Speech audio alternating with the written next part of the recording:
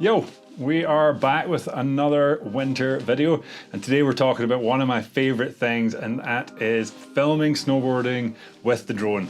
We're going to cover some of my favorite angles, some of the challenges, and take a look at some of the examples I've gotten over the years. If you're new to the channel, my name is KJ Miller. I am a commercial outdoor adventure photographer and filmmaker, and I've taken photos, made videos for all of these brands over the years, and I make videos that share my experience in the industry that will help you become better at filming, photography, business, or all of the above. And before we get into the angles and how to film snowboarding, just a little bit of housekeeping. If you are filming in a resort, make sure you have permission or that there is a drone policy in place that allows you to fly. I have my insurance, my special flights operation certificate for the areas I fly in, as well as a lot of experience and some FaceTime with patrol so they know who I am, when I'm out, and what I'm doing. So with the boring part done, let's get cracking into angle number one. And we'll start with the most basic, but also the coolest angle, I think.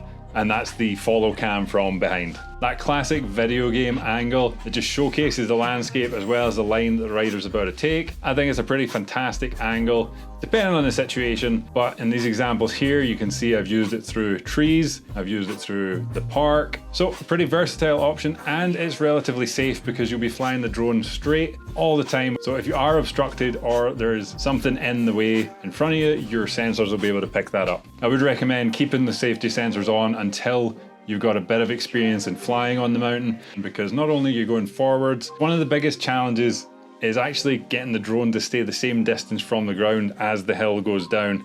And honestly, when I started, I didn't think that through that much. And the first couple of times that I tried it, I was really surprised that my rider kept getting smaller and smaller, even though I was pulling down and forward and trying to stay at the same distance. All in all, a pretty solid angle. It allows you to show the line that your rider's taking, as well as the environment around, whether that's in resort or in the back country. Watch out for helis, or wherever it may be. On to angle number two. When I first used this angle, I was taking a chance and I was like, yeah, I don't think it's gonna work. I don't think it's gonna look good, but we'll give it a shot anyway. And it's actually become one of my favorite go-to angles. This angle is the top down, the bird's eye view, the aerial view, the satellite view, whatever you want to call it. I think it looks pretty cool, especially in the park. The first time I did it was on a jump. I just set it up, left it there, and all the riders and skiers came through, throwing their tricks.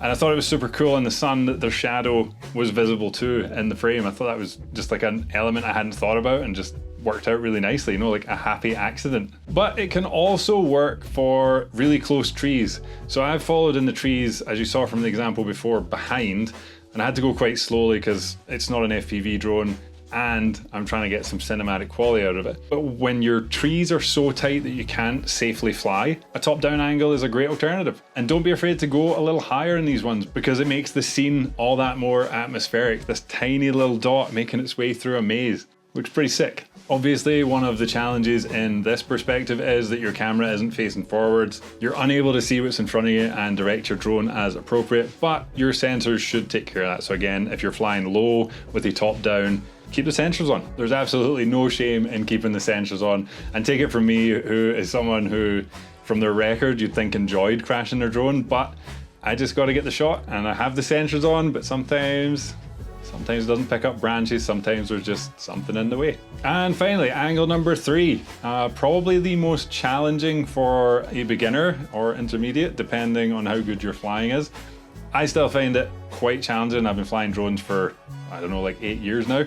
And angle number three is the side on. So you're going to be flying alongside the rider, trying to keep the rider directly in front of the drone, which on paper sounds easy, in words sounds easy, but in application is pretty hard, because again, remember, you're flying sideways, following the rider, but you've also got to dip the drone down to stay the same distance off of the ground. Not a super easy one, but if you feel like challenging yourself and you're confident in doing it safely, I'd say it creates quite a unique viewpoint, especially running through the park here, as you can see me following JT through the jump line. And quite honestly, the only reason I chose to go side on was because the park was right next to a chairlift, and for safety reasons, it's best if you don't fly directly over the chairlift. So my solution was to take the drone to the other side of the park and fly it sideways, getting a nice perspective of the resort in the background as well as the park line in the front, which I think it worked out pretty well for a plan B. And that does it for my three favorite angles. If you've made it this far, I've got a little bonus nugget of information for you, a tip if you want to call it like that. While I've had no major problems with my batteries on the hill, if it's a super cold day, the best thing you can do is keep your batteries on your person, like in a mid layer or just above your base layer, not in your jacket pockets, not in your backpack, because they get super cold very quickly.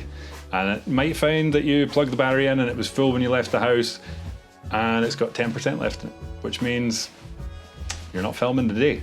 Anyway, that'll do it from me. If you found this video helpful, please consider subscribing. I am releasing videos every week that will help you get better at filming, photography, drone, all in the outdoor industry. And I'd love to see you back. Cheers, see you next time.